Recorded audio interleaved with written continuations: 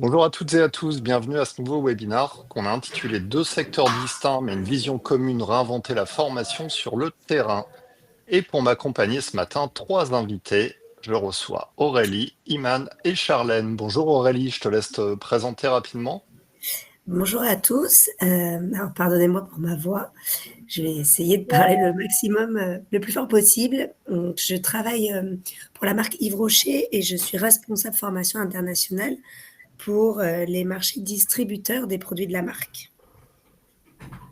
Merci, bonjour Charlène, Bonjour Christophe, je te laisse te présenter. avec plaisir.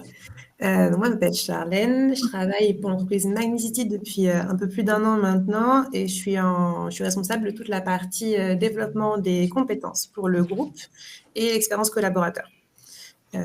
Et rapidement, Magnicity, c'est un groupe qui possède des observatoires panoramiques en haut de grandes tours. On a 6 tours à date. Et on propose du coup, on offre la vue à nos visiteurs. On leur propose de monter dans l'ascenseur et d'observer la vue de la ville depuis en haut. Top. Salut Iman, je te laisse te Bonjour Christophe, présenter également. bonjour à tous, je suis Iman Belaïfa, Customer Success Manager chez Bidiz et j'accompagne le client tout au long du déploiement du projet et dans le cycle de vie du projet chez Bidiz. Alors, les deux retours d'expérience qu'on va avoir ce matin d'Aurélie et de Charlène, évidemment, sont des clients Bidis. Donc, on va comprendre dans ce webinaire d'où vous êtes parti initialement, quels étaient les besoins, pourquoi vous avez décidé de faire évoluer vos practices. Iman, tu peux nous dire simplement, rapidement, qui est Bidis avant de démarrer. Je vous ai mis un lien en haut. Si vous cliquez, vous arriverez directement sur le site de Bidis.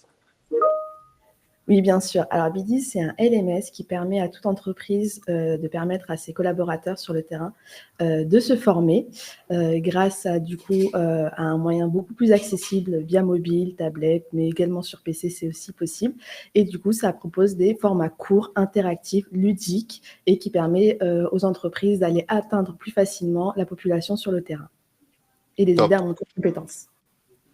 Top. Alors, on va démarrer dans le vif du sujet. On va démarrer par Aurélie. Aurélie, est-ce que tu peux nous faire un peu la genèse de d'où vous venez en termes de formation, sachant que toi, en plus, c'est spécifique, tu n'adresses pas des collaborateurs directs. Est-ce que tu peux nous expliquer un petit peu le commencement? Alors en effet, donc, nous, la spécificité, comme tu le dis très bien, c'est qu'on a des collaborateurs qui sont partout dans le monde. Et qui, au-delà d'être éloignés géographiquement, sont des collaborateurs qui ne sont pas nos équipes, puisque ce sont les collaborateurs des distributeurs en local. Donc, nous, la genèse du problème était vraiment une difficulté double, c'est-à-dire déjà de s'assurer de la bonne exécution de la formation en local, même si on avait des outils plus classiques auparavant. On ne peut pas maîtriser, on a un portefeuille de 50 marchés, donc difficulté de maîtriser l'exécution. Et on ne pouvait pas non plus s'assurer que finalement le public qui est le nôtre, qui est essentiellement les conseillères de vente, soit formé aux produits. Et troisième chose, l'objectif était aussi de pouvoir, on va dire, décentraliser la formation produit sur une application et avoir la formation dans la poche, qui est le cas de Bidiz. Et c'est ça qui est vraiment chouette Il y a- avec cette outil, c'est qu'on a une formation dans sa poche et de permettre à nos formateurs en local de se focaliser sur les techniques de vente. Ok. Et toi, Charlène, de ton côté, vous partiez d'où? Quel était Euh, l'objectif? on partait de pas grand-chose. En fait, le constat initial, c'est qu'on est un groupe qui est dans les années 70 et qui se structure seulement depuis 5 ans et qui a des ambitions de développement, d'avoir encore plus, d'écrire de plus en plus de sites. Et le constat, c'était qu'à date, on n'avait pas beaucoup de formations. En fait, il y avait des choses qui étaient organisées localement par les sites. Pour répondre à des besoins, soit des obligations de formation liées à l'État, soit voilà, de la sécurité, du sanitaire, de la prise de poste, mais c'était très ad hoc en fonction du besoin. Et pas très harmonisé parce que des sites étaient plus en avance que d'autres, même si rien n'était très structuré. Donc, le terrain de jeu était sympa, parce qu'il y avait une vraie appétence par contre pour la formation. On avait eu l'occasion de faire une enquête interne qui révélait que les collaborateurs avaient envie de se former par n'importe quel biais, donc ils étaient assez ouverts. Mais à date, pas grand-chose de fait. Donc voilà, et des gros enjeux qui arrivaient avec le potentiel développement. Donc toi, tu as fait une enquête interne, c'est ça qui a initié un peu le lancement du projet. Enfin, j'imagine aussi au niveau RH, vous aviez ça en tête, mais vous avez commencé par sonder un peu les équipes. En fait, le pôle RH a été créé au niveau groupe il y a, je crois, 1 an avant mon arrivée. Donc, ils avaient fait une enquête interne à ce moment-là pour comprendre où est-ce qu'on en était niveau RH, la perception du groupe par les collaborateurs, enfin, plein de questions pour avoir plus de contenu du baromètre interne. Et du coup, quelques questions sur la formation pour savoir ce qu'ils pensaient de la formation au sein du groupe et quelles seraient leurs appétences. Et ce qui était rigolo, c'est que les gens étaient déjà satisfaits de ce qu'ils avaient, mais ils seraient ravis d'en avoir plus. Donc, le terrain de jeu était vraiment, vraiment favorable. Et nous, on a relancé une enquête interne après mon arrivée et après le lancement pour voir une évolution justement qui disait que c'était bien, mais ce n'était pas encore assez parce qu'en quelques mois de lancement, je n'avais pas encore pu produire suffisamment de contenu. Mais voilà, la tendance était plutôt positive. Toi, Aurélie, tu partais donc d'un constat où il faut aller adresser une population qui est finalement très éloignée et très éclatée également.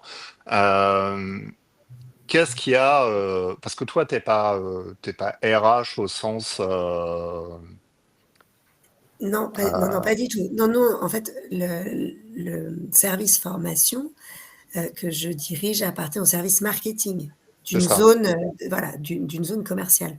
Donc pas du tout RH. Et donc nous, en fait, le besoin venait de nous, mais on avait fait on va dire qu'on avait déjà commencé un peu les prémices de la formation digitale un peu avant le Covid avec un Instagram de formation qui avait Ok. beaucoup plu, mais qui était limité en termes d'interactivité au final. En fait, ce qui manquait aux apprenants était ce que nous apporte Bidis, c'est-à-dire le côté ludique, le côté apprendre en faisant. Instagram, Hmm. c'était que du top-down. Ouais. Donc il n'y avait pas de réellement d'outils avant. Digital, non. Non. Et toi, Charlène? Alors, Pas d'outils digitaux, seulement des plateformes louées localement parfois pour répondre à des besoins de formation particuliers. Type, je te donne un exemple, dans l'État de l'Illinois, aux États-Unis, il y a une obligation de former les collaborateurs au harcèlement sexuel. Donc, ils louaient tous les ans cette plateforme pour offrir aux collaborateurs la possibilité de se former et du coup, de répondre à cette obligation. Aurélie? T'allais dire, on t'a coupé. non, pas d'outil digital à proprement parler, à part cette tentative d'un outil qui était Instagram, mais qui n'était pas vraiment un outil de formation. Ok. Iman, toi, chez tes clients, tu constates quoi? Est-ce que quand vous arrivez, généralement, les clients sont dans le même cas qu'Aurélie, Charlène? D'où ils partent en général? Pourquoi ils viennent vous voir? Bah, on a un peu de tout, pour être honnête. On a ceux qui n'ont pas qui ne sont pas équipés d'outils digitaux pour former les équipes sur le terrain. Il y en a d'autres qui partaient déjà avec déjà quelque chose, mais qui souhaitaient switcher d'outils parce que ils avaient besoin de plus de fonctionnalités. Mais effectivement, on reçoit quand même le même besoin, pouvoir adresser des populations sur le terrain qui sont difficilement accessibles. Et justement partager ce contenu de manière harmonisée et en continu. Voilà. Alors, quand tu dis difficilement accessible, ça veut dire quoi? Ça veut dire en magasin, ça veut dire C'est ça. des Alors, petites équipes. Est-ce que ça veut dire aussi des problèmes d'équipement en termes, j'en sais rien, de téléphone, d'ordi, C'est quoi les contraintes au départ? au départ, généralement, ces populations, elles sont sur le terrain, à savoir, ça peut être dans des magasins, ça peut être aussi dans nos secteurs, dans le bâtiment, sur les chantiers, aussi sur la partie touristique, comme chez Manicity, ils sont auprès des clients. Et du coup, ils sont difficilement atteignables parce que ils sont très focus sur leurs tâches quotidiennes, ils sont accaparés par les clients, ils ne sont pas équipés d'outils. Généralement, certains ont soit leur téléphone personnel ou alors des tablettes, mais on se rend compte davantage que le fait d'être derrière un ordi, c'est compliqué pour ces collaborateurs-là parce qu'ils n'ont pas le temps d'accaparer 1 heure de leur emploi du temps pour aller derrière un PC. Et du coup, c'est important qu'ils puissent avoir accès à la formation sur un outil comme le mobile, qui est beaucoup plus facile à avoir dans la poche, comme dirait Charlène. Alors, une fois que vous avez fait ce constat et qu'effectivement vous vous dites, bon, il faut qu'on se reconnecte à ces populations, qu'on soit plus efficient pour faire passer, j'imagine, à la fois des messages de... Parce qu'il n'y a pas que de la formation, il y a aussi de la transmission de culture d'entreprise, d'image de marque de ton côté, Aurélie. J'imagine qu'il y a une certaine posture aussi que tu veux transmettre. C'est un peu la base de l'éducation, tu n'es pas uniquement sur le produit. Non, effectivement, il n'y a pas uniquement le produit. Le produit est une grosse partie parce que on vend des produits, donc automatiquement, on a besoin de formation de produits, mais il y a toute une partie aussi sur à la fois les valeurs de marque et à la fois aussi tout ce qui est un peu savoir-être. Donc là, on sera plutôt, nous, ce qu'on va appeler plutôt la partie compétences de vente, mais qui finalement est aussi le savoir-être Ouais. qu'on attend de nos collaborateurs sur le terrain. Comment vous arrivez chez Biddies, Charlène? Comment ça s'opère? Parce que on est quand même sur un vaste marché, hein. En tant que RH, généralement, pour choisir un outil, c'est jamais évident. Comment se fait la connexion? Euh, On est parti d'un constat plutôt interne en se disant, en fait, quand je suis arrivée, moi, j'ai fait un audit déjà en interne pour savoir quels seraient les besoins. Et je suis arrivée au même constat qu'Aurélie, il fallait quelque chose qui soit disponible tout le temps, à n'importe quel moment, partout, accessible depuis le téléphone, etc., pour pouvoir toucher ces populations terrain. Et bref, après quelques échanges avec d'autres personnes en interne, on est venu sur un cahier des charges. Du LMS parfait. Comment est-ce qu'on est arrivé chez Biddies?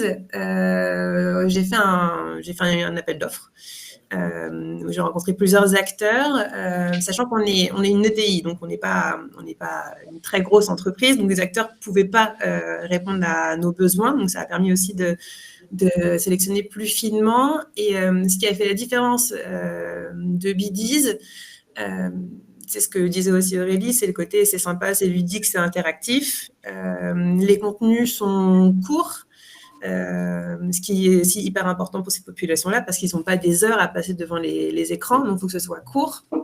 Et puis c'est aussi la tendance actuelle de l'apprentissage, en fait, on se met au bout du jour. La facilité de la prise en main.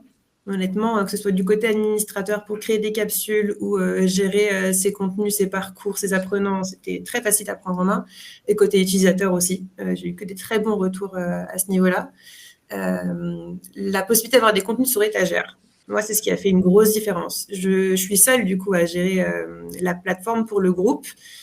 Et je sais que c'est la nouveauté, c'est le fait d'avoir des contenus qui arrivent fréquemment, qui font que les gens se reconnectent et une réhabitude. Et en étant seule, c'était compliqué de développer 2-3 capsules par semaine si j'avais pas eu ça dès le début. Donc ça a aussi fait la différence. Et le multilingue. Nous, on a 6 sites, 5 langues différentes. Et même si j'ai des relais en pays, malheureusement, ils sont très liés à l'activité opérationnelle et ils n'ont pas beaucoup de temps à dédier à de la formation. Donc, il me fallait un outil qui facilite déjà ça, qui permette de faire une première traduction, qui soit relue après par les locaux, mais qui du coup fasse gagner du temps. Et toi, Aurélie, comment tu as opéré ce choix? Donc, il y avait une volonté effectivement d'aller vers le digital, donc à savoir qu'il existait quand même un outil marque, puisque l'équipe qui s'occupe de la marque, plutôt filiale, avait un outil mais très coûteux et très lourd au niveau du déploiement. Donc j'ai préféré choisir un outil plus simple parce qu'effectivement, comme le disait Charlène, une des choses qui m'intéressait aussi chez Biddies, c'était l'autonomie qu'on avait dans la création de contenu et la facilité. Donc moi, de la même façon, j'avais rencontré plusieurs solutions, mais je ne sais pas pourquoi. Quand j'avais commencé mes recherches, mais bien avant à ce que je recontacte Biddies, parce que j'avais dû les contacter peut-être 1 an et demi avant, j'étais tombée dessus un peu par hasard en cherchant. Ça a été, je pense, une des premières solutions que j'ai vues et elle m'avait vraiment plu. Et j'ai quand même été un peu chercher plus loin parce que je ne pouvais pas me contenter que d'une recherche. Mais je savais que je finirais chez Biddies. C'était Voilà, inconsciemment, je voulais quand même travailler avec Bidis. Et effectivement, c'est une solution qui est simple. Il y a une partie de back-office au début, quand on n'est pas du tout du métier, qui est assez... Enfin, voilà, faut le savoir parce que ça prend un peu de temps au début. On est bien accompagné, mais quand on n'est pas du métier, les premières réunions, on se dit, ouh là là, on ne comprend pas du tout ce qu'on est en train de nous dire. Mais heureusement, il y a un bon accompagnement et après, tout se passe bien. Et par contre, une fois que c'est lancé, c'est super facile. Iman, Et justement, vas-y. je rejoins Charlène sur la partie aussi, parce que ça, c'est un des points forts de l'outil, la partie multilingue qu'ils ont fait évoluer depuis le commencement et qui est quand même très bien. Iman, justement, comment tu accompagnes les clients au démarrage?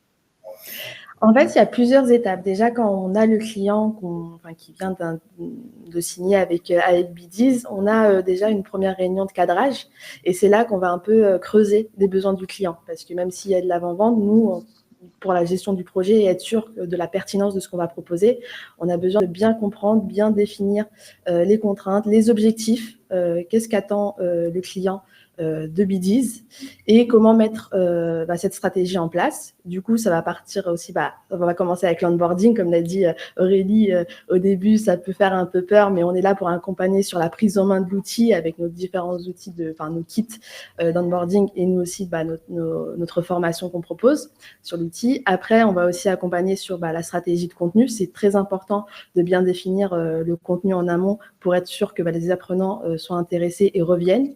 Et aussi toute la stratégie d'animation et de communication, parce que c'est important d'activer la population. Et tout ça, ça se travaille en amont du lancement. Et bien entendu, il y a toute la partie structure, data, récupération des apprenants qui est aussi importante à avoir en tête. Mais ça ne s'arrête pas là, parce que dès qu'on lance le projet, on suit les indicateurs qu'on a définis au préalable, s'assurer du coup qu'on les atteint, et auquel cas, on adapte avec une nouvelle stratégie, un nouveau plan d'action, pour justement continuer dans l'animation, l'activation et l'engagement tout au long du cycle de vie du projet chez Bidis. Charlène, tu m'avais dit que tu avais atteint à peu près 70% de taux d'adoption de la solution.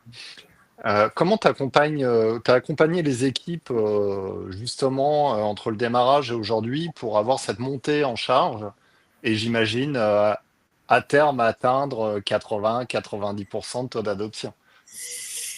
On croise les doigts. Honnêtement, ça n'a pas été simple. Ça n'a pas été simple. On a lancé Bidis il y a un peu moins d'un an. Et la stratégie qui a été menée initialement, c'était de partir par le haut. Quand on avait lancé le projet LMS, du coup, j'avais validé le projet avec la DRH, on l'avait ensuite validé en comité de direction et ensuite avec les actionnaires. Donc, on était vraiment partis tous alignés par le haut et avec une volonté de rester par le haut parce qu'on avait beaucoup de projets de changement, de développement qui se lançaient en même temps. On aime bien faire tout en même temps. Du coup, on ne voulait pas aller embêter, entre guillemets, les autres personnes. On voulait plutôt que ça cascade. Et pour accompagner ça, on lançait également en même temps des déploiements, que ce soit de la stratégie RSE, parce qu'on avait prévu de reporter en 2026. Bon, ça a été décalé. Ouais. En fait, on avait prévu de travailler en 2025 sur la RSE pour être capable de reporter en 2026. Donc, il nous fallait embarquer les populations et on s'est dit que cet outil nous permettrait de sensibiliser et d'accompagner les collaborateurs en ce sens. Et on déployait la culture d'entreprise qui avait été travaillé en interne avec des workshops qui avaient mis tout le monde à contribution. Mais voilà, on déployait le résultat de cette culture interne avec les valeurs, les comportements qui avaient été écrits. Et donc, quand on a lancé Bidis, on l'a lancé avec ces capsules de formation, des campagnes obligatoires, mais qui ont donné, c'est des capsules qui duraient, je crois, 2 capsules d'une demi-heure à peu près. Enfin, voilà, c'était assez rapide. 2 parcours d'une demi-heure, qui étaient découpés en capsules de 15 minutes. C'était notre limite. On s'est dit, on fait des capsules de 15 minutes, ça s'intègre dans le quotidien de nos équipes terrain et ça reste dynamique. Donc, on a lancé Bidis avec ces 2 campagnes-là. Donc, on a eu un bon taux d'adoption. En 3 mois, on avait 50% de personnes connectées. Donc, on était plutôt satisfaits de ces premiers résultats. Mais le quotidien nous a rattrapés, on va dire. Début 2025, beaucoup de projets ont vu le jour, notamment un nouveau site à Rotterdam. On préparait l'ouverture d'un site à Varsovie. Donc, en fait, l'opérationnel a repris un peu le dessus. Donc, j'ai laissé la plateforme s'essouffler. Parce que j'étais en manque d'inspiration aussi et je me demandais comment est-ce que je pouvais rendre la plateforme plus proche des collaborateurs. Et pour ce faire, Bidis m'avait proposé de rencontrer d'autres responsables de formation dans d'autres entreprises. Donc j'ai eu l'occasion d'en rencontrer 3. Et une qui m'avait marquée, c'est celle qui s'occupe de la plateforme chez Big Mat. Et qui, elle, m'a bien relancée, m'a donné pas mal de tips et en tout cas m'a redonné un petit peu de sens à comment animer ce type de plateforme. Et depuis que j'ai appliqué quelques-uns de ces principes qui étaient de publier régulièrement, donc toutes les semaines avoir des nouveaux contenus, d'être dans la tête de tout le monde, de parler à tout le monde, aux collaborateurs, aux managers, de faire des roadshows pour voilà, montrer qu'on est là, qu'on existe et qu'il y a plein de bénéfices et d'utilité à utiliser la plateforme. On a atteint là les 70% d'adoption. Et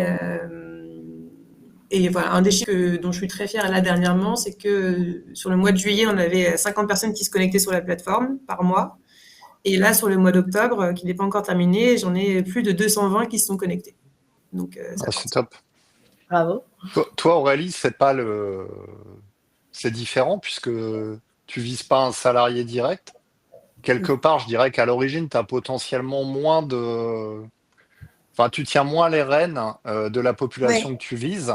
Donc, comment ça se passe?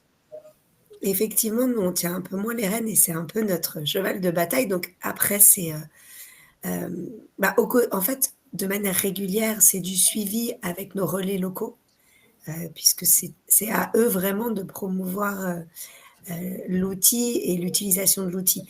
Même si la plateforme permet des notifications, la problématique chez nous, c'est que nos conseillères de vente n'utilisent pas leur téléphone personnel. Donc, les Hum. notifications, elles ne les voient pas. Donc, c'est vraiment un travail de... En fait, c'est ce qu'on a appelé la régularité de la communication et ritualiser, en fait, l'outil. Donc, on a essayé de mettre ça en place. Donc, effectivement, on a, au lancement, même tout comme Charlène, on a commencé par le haut, impliquer les brand managers, les partenaires des marchés. Donc, on a commencé par ces présentations-là, peut-être 6 mois en amont du lancement de l'outil. Après, on avait créé des événements de lancement, alors à distance, puisque on ne pouvait pas se déplacer sur l'ensemble des marchés. Événements de lancement, donc ça nous a permis aussi d'événementialiser le début de l'outil. Et ensuite, après, effectivement, on est à peu près aux alentours aussi de 70%. Alors, ça dépend des mois, ça dépend aussi de notre rythme de publication de contenu. Mais la clé, comme le disait Charlène, c'est d'être régulier. Alors, nous, on est loin d'être un par semaine parce que clairement, on ne peut pas.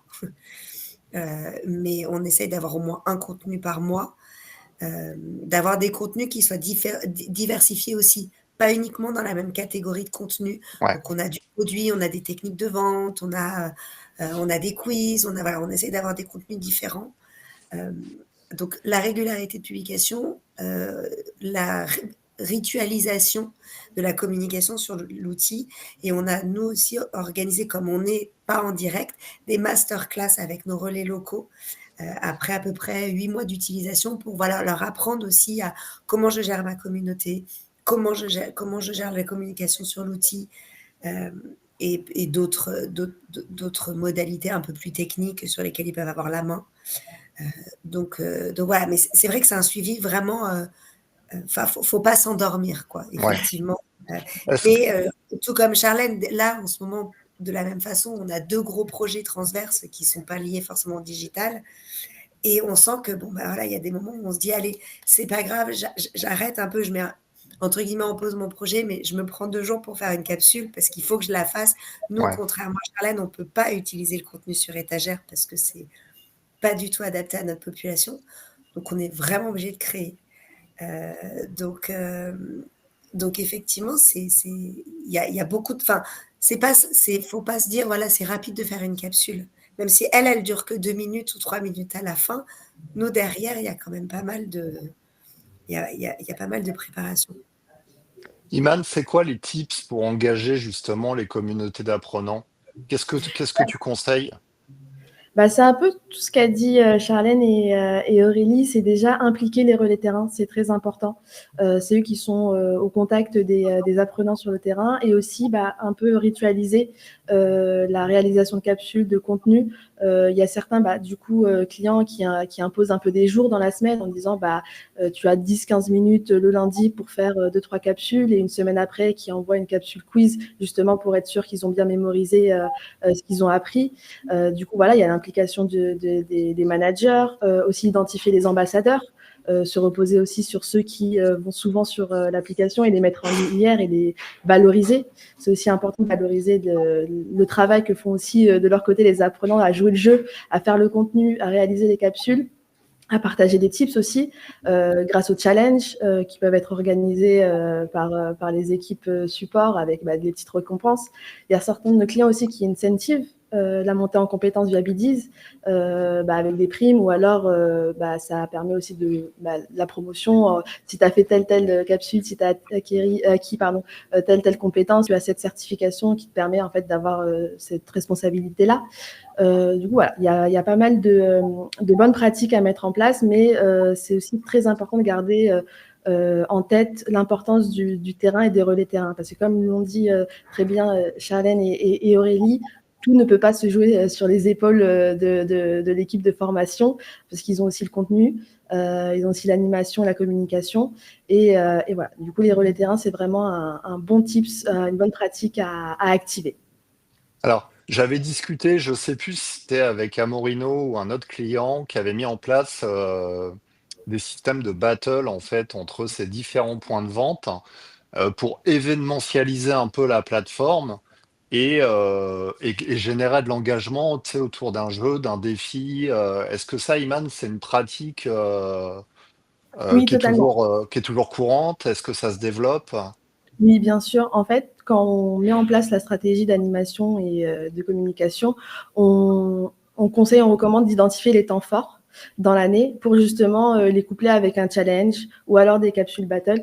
Bah, en fait, l'une des spécificités de Bidiz, et c'est pour ça aussi qu'on nous choisit souvent, c'est la gamification, c'est l'animation, Ouais. et le fait que ça soit ludique. Et du coup, ça va d'autant plus engager les collaborateurs parce qu'il n'y a pas ce côté un peu chronophage de faire des capsules et derrière, bah voilà, je suis formée. Il y a vraiment ce côté ludique, challenge, valorisant.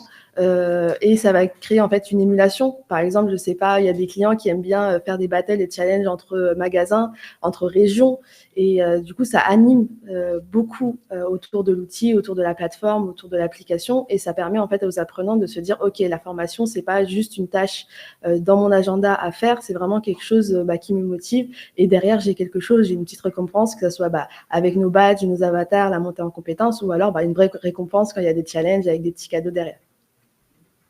C'est marrant parce que depuis le début des échanges, j'ai l'impression qu'on parle d'un réseau social en fait. Tu vois ça? Non, mais c'est exactement les mêmes codes en fait finalement. On parle d'engagement, on parle d'apprenants, tu vois, on parle d'ambassadeurs comme on parlerait d'influenceurs. On est un peu sur les mêmes pratiques de communication et de marketing pour que ça fonctionne et générer de l'engagement. Finalement, ça devient un réseau social de la formation quelque part. Bah, il y a ce côté-là, effectivement, où justement, ça permet en fait d'activer la partie apprentissage collaboratif parce qu'on se rend compte qu'effectivement, il y a beaucoup de formations descendantes où on va forcément, et ça c'est important, harmoniser les contenus pour que tout le monde ait un peu la même image et la même montée en compétences. Mais on se rend compte aussi qu'on a du mal, quelquefois, pour les entreprises, à aller centraliser les compétences qui sont sur le terrain. Il y a des personnes vraiment qui sont seniors sur leur poste et qui peuvent aussi permettre à d'autres personnes qui sont sur le même poste ou sur les mêmes activités de monter en compétences. Et effectivement, on a par exemple les tips vidéo, les tips documents, informations qui remontent dans le flux et qui un peu alimentent ce côté social learning qu'on peut avoir. Mais ça reste quand même un outil de formation Ouais. structuré pour les apprenants. Alors, on a quelques questions dans le chat, on va les prendre juste après. Un dernier point intéressant et qui est lié à vos deux entités, vous êtes en multilingue. Comment vous gérez justement cette diversité au niveau du multilingue et surtout de la diversité culturelle dans l'approche de la création et de la mise en ligne de vos contenus? Qui veut répondre? Aurélie ou Charlène? Comme tu Je te veux, laisse. vas-y, je te laisse. Donc, au niveau de la création de contenu, donc, bon, c'est assez simplifié sur la partie multilingue parce qu'effectivement, on a un traducteur automatique, alors qui est plutôt plus ou moins juste. Donc, on a la possibilité de donner à nos relais, pour nous, nos relais marchés, un profil traducteur. Donc, ils peuvent être autonomes sur la traduction et la relecture. Aujourd'hui, je crois qu'il y a quasiment toutes les langues qui sont en traduction automatique. Donc, ça, c'est quand même vraiment, vraiment un plus. La traduction n'est pas parfaite, mais il existe depuis peu la possibilité de mettre des prompts. Donc, ça nous aide aussi beaucoup. Et puis après, je pense qu'à un moment donné, il faut aussi se dire en fonction du public qu'on touche, enfin nous c'est notre cas, sur certains petits marchés, bon bah si la traduction n'est pas parfaite, elle n'est pas parfaite. Et enfin on peut pas tout maîtriser et être parfait à 100%. Ça c'est impossible. Et sur sur la partie culturelle, ce qu'on fait aussi pour certains marchés, notamment nos marchés russophones, où il y a une connaissance qui est beaucoup plus poussée par rapport à d'autres marchés. Donc, en fait, enfin, c'est très simple, hein, c'est décupler les capsules et on a créé des parcours par zone géographique. Et donc, il y a des zones géographiques où les capsules sont dupliquées et réadaptées avec du contenu beaucoup plus approfondi qui est géré par une personne de mon équipe. Voilà, en fait, est-ce qu'on a la Ouais, possibilité de créer des parcours et de ok. plugger qui on veut dans chaque parcours? Et toi, Charlène, de ton côté? De notre côté, on n'a pas encore été affiné pour parler à chaque marché parce que pour l'instant, on était plus sur un volet utiliser l'outil pour nourrir ce sentiment de culture d'entreprise, sentiment d'appartenance à l'entreprise. Ouais. Comme je vous l'ai dit, nous, on se structure, enfin, ça fait 5 ans que le groupe se structure vraiment. Et pour l'instant, on travaille encore cette culture groupe pour que les collaborateurs n'aient pas le sentiment de travailler pour un site. Nous nos sites, c'est des sites où nos collaborateurs ont un vrai sentiment d'appartenance. Vous voyez, les collaborateurs qui travaillent à Montparnasse, ils aiment l'Observatoire de la Tour Montparnasse. Les collaborateurs qui travaillent dans la ferme des Tombes à Berlin, ils aiment leur tour. C'est un peu l'équivalent de notre tour Eiffel à Paris. Enfin, il y a un vrai attachement à leur site. Et donc, l'enjeu de cette plateforme pour nous, c'était de développer leurs compétences et aussi de nourrir le sentiment d'appartenance au groupe plus large et d'aller s'intéresser aux autres sites, d'aller s'intéresser à Chicago, d'aller s'intéresser à Varsovie, de voir un peu ce que les autres font et créer du lien. C'est ça, quand tu disais tout à l'heure que ça faisait un peu un réseau social, moi, je le sens un peu comme ça. Parce que c'est aussi un outil qui permet de créer du lien entre nous tous, parce qu'on ne se voit pas très souvent. Donc, c'était un des enjeux. Donc, aujourd'hui, parfois, on produit des choses pour des marchés locaux parce qu'ils ont un besoin spécifique, mais on ne va pas s'adresser à eux différemment. Pour nous, tous les collaborateurs sont des magnifiers. Donc, on s'adresse à eux, on leur délivre des choses qui sont faites pour eux. On les traduit dans leur langue. Comme dit Aurélie, ce n'est pas complètement parfait, mais en tout cas, il y a des vraies améliorations qui ont été faites là dernièrement qui permettent d'avoir quelque chose qui reste cohérent. Et demain, si on en ressent le besoin, s'il y a des besoins à aller, comme disait Aurélie, de connaissances plus poussées ou de compétences plus poussées sur un marché, on ira faire du sur-mesure pour ce marché. Mais pour l'instant, on a vraiment une stratégie plus globale. Ok. Alors, il y a quelques questions, notamment. Alors, il y avait une question tout à l'heure de André que je vais poser à Iman, qui dit formation ou information, comment tu mesures l'impact? Parce que tout à l'heure, on parlait de la culture d'entreprise et de relais finalement assez descendants, où tu peux avoir des capsules comme ça. Comment tu mesures finalement que ton apprenant a bien ingurgité ce que tu lui as envoyé comme information, si je vulgarise?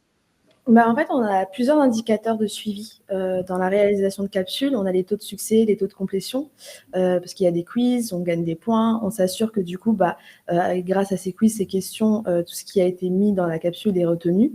Et ça permet en fait au niveau siège, au niveau manager, de s'assurer que les compétences ont bien été acquises.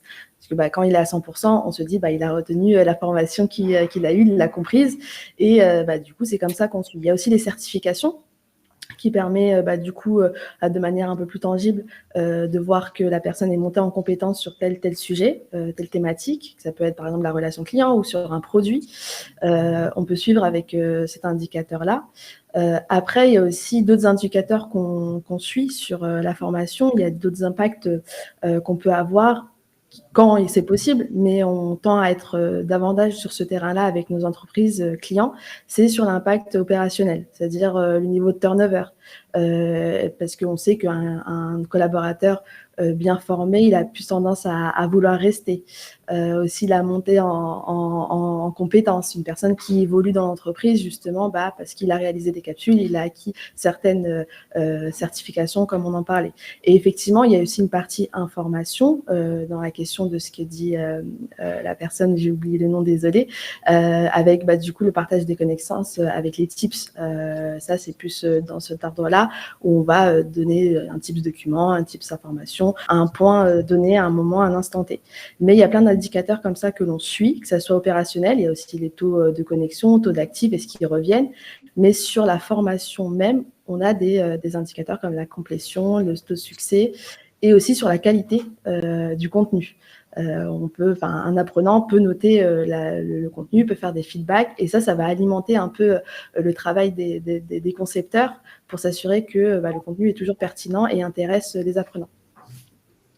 Il y a Bruno qui nous dit dans Binis, salut Bruno, que je connais bien, qui nous dit dans Binis, on peut aussi programmer des notifications de relance pour ceux qui n'ont pas encore suivi une formation. C'est exactement Bon, ça.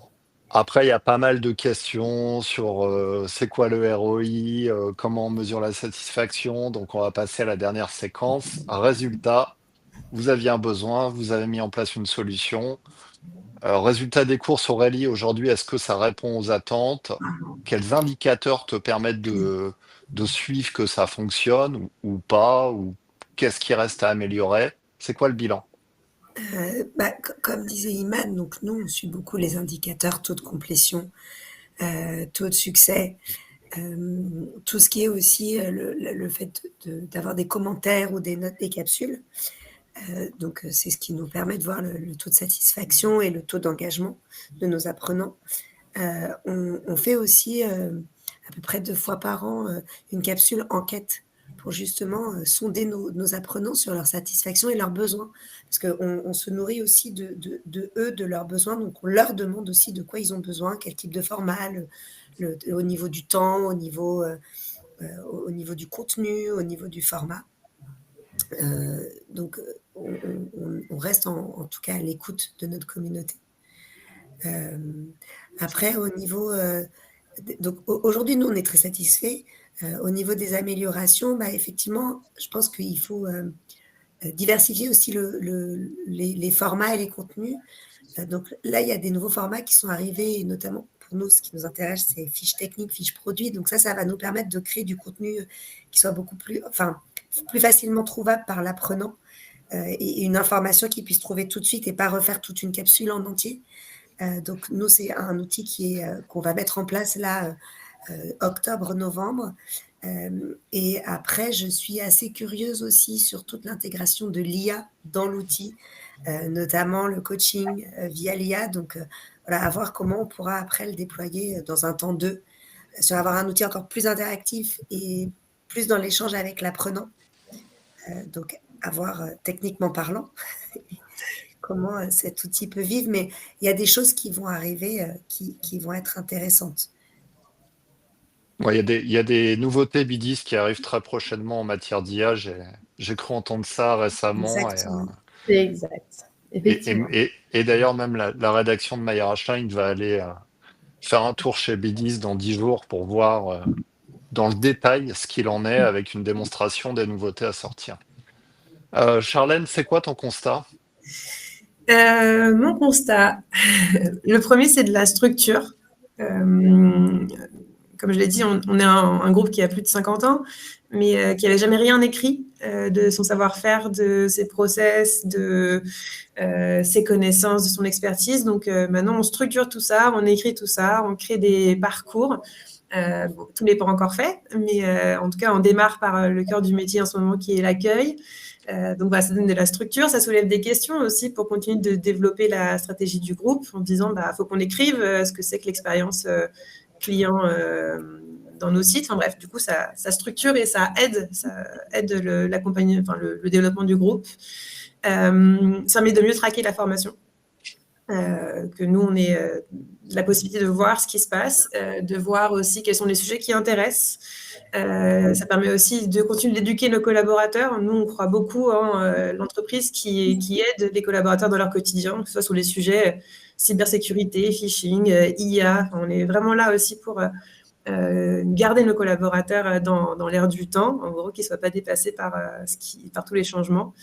Et des économies, on a déjà fait des économies, comme je vous le disais, du coup, on ne loue plus de capsules, on ne loue plus de plateformes, maintenant on achète, on investit et on les plug directement dans Bidis pour tout ce qui est formation obligatoire. Donc c'est déjà des premiers résultats qui sont mesurables. Pour le Cali, on a des retours qui sont très positifs. Pas de tout le monde, hein. On n'est pas des bisounours non plus, mais majoritairement les gens sont très contents, ils aiment beaucoup l'expérience, et ils aiment ces moments de formation aussi. Nous, nos équipes terrain, elles sont assez tributaires du flux client, de la météo, et en fait, un jour blanc par exemple, quand la tour est dans les nuages, on s'ennuie un peu en haut d'une tour. Donc, le fait d'avoir des moments de formation, ça permet de rythmer, ça permet d'avoir un sujet sur lequel échanger avec ses collègues. Pardon. Donc, voilà, c'est des moments qui sont appréciés. Ça va, Aurélie? Oui, merci. On va bientôt conclure. Ça va bientôt toucher à sa fin. Ce que j'aimerais, Aurélie et Charlène, c'est que si le projet était à refaire, si demain vous rencontrez quelqu'un qui vous dit moi j'ai le même type de projet, ça serait quoi votre conseil? C'est quoi le conseil prioritaire que vous donneriez pour préparer ce type de projet? Alors, pour ma part, ça serait au début du temps, parce que je pensais que ça serait beaucoup plus rapide. Et donc, voilà, prévoir du temps. Après, très honnêtement, on est quand même vraiment bien cadré par les équipes Bidis, donc au niveau de la structuration, etc., on est bien drivé. Moi, ce que je referais si je devais relancer Bidis, c'est parce que nous, on avait pris un angle de lancement qui était le parcours d'intégration d'une nouvelle collaboratrice. Le problème, c'est que si on prend cet angle de lancement, on ne touche qu'une partie des collaborateurs. Ouais.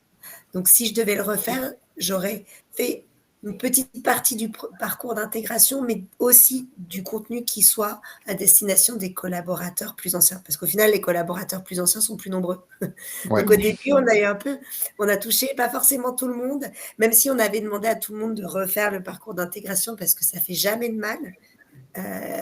Forcément, c'est pas forcément, ça séduit pas quand on est là depuis 20 ans. Donc voilà, je diversifierai les contenus tout de suite.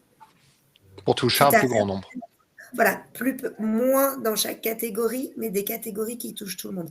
Après, encore une fois, nous, c'est très particulier. On ne peut pas utiliser le contenu sur étagère. Donc, c'est un peu différent. Charlène?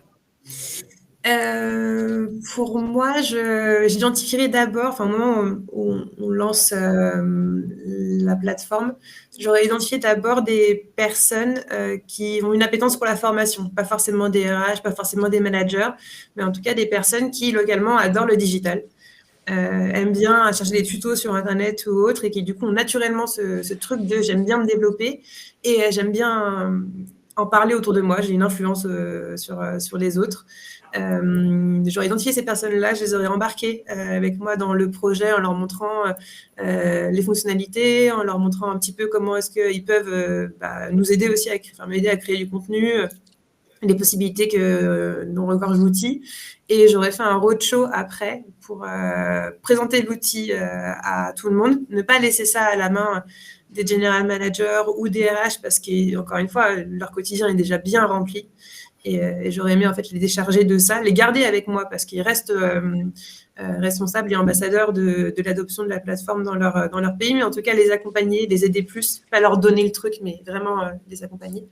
Et positionner aussi ces ambassadeurs comme des personnes de référence pour récupérer du feedback, récupérer des idées ou autres, pas pour imposer, mais encore une fois pour faire en sorte que cet outil soit l'outil de tout le monde. J'aime pas le côté formation obligatoire. Je trouve que le plus on s'approprie l'outil, le plus il devient intéressant pour soi. Iman, en conclusion, qu'est-ce que nous prépare Biddies pour faciliter la vie justement des équipes qui travaillent directement sur la solution et des apprenants? C'est quoi le futur? Vous avez un peu teasé, un peu tous de votre côté, notamment l'IA. On a un gros focus actuellement sur l'IA et notamment notre agent IA qui va venir sur la partie apprenant, rendre davantage autonome la formation au côté apprenant, c'est-à-dire qu'il va davantage avec un principe de chatbot, comme on a avec ChatGPT, pouvoir directement poser des questions, récupérer l'information, s'entraîner avec l'IA. Que ce soit par exemple se dire j'ai envie de faire une conversation avec un client, mets-toi à la place d'un client, pose-moi des questions qu'un client peut me poser et se former. Et vraiment c'est un peu notre objectif, c'est que l'apprenant soit davantage vraiment autonome, qu'il aille chercher de lui-même l'information, qu'il aille se former, parce que justement c'est un outil qui est dans sa poche, du coup il peut y accéder à tout moment. Il y a cette partie-là, du coup. Il y a aussi la partie conception avec l'IA, où on va davantage améliorer nos intégrations d'IA, prompt, génération d'images. On a aussi d'autres options qui arrivent. Je ne vais pas tout teaser, histoire d'en garder un peu pour tout le monde et pour la suite. Et aussi, on va davantage aussi activer sur la partie montée en compétences. On a le coaching qui est déjà là, qui va permettre de responsabiliser les managers sur la montée en compétences de leurs apprenants en allant cibler les axes d'amélioration, en leur donnant par exemple des exercices à faire via des tips, via la réalisation de capsules. Et comme l'a dit aussi Aurélie, on a lancé récemment nos fiches produits qui va permettre en fait de toucher certains métiers où du coup l'apprenant à un moment a besoin d'avoir une information sur tel produit, et au lieu de faire toutes les capsules, refaire la capsule, en un coup d'œil dans la plateforme, on retrouve toutes les fiches produits et récupère l'information. Top. Merci Iman. Merci Aurélie, merci Charlène. Merci à tous. Merci à vous. Vous pourrez retrouver le replay de ce webinaire demain matin sur MyRHline. Je vous souhaite une excellente journée. Merci beaucoup. Bonne journée à tous. Merci. Au revoir. Au revoir. Au revoir.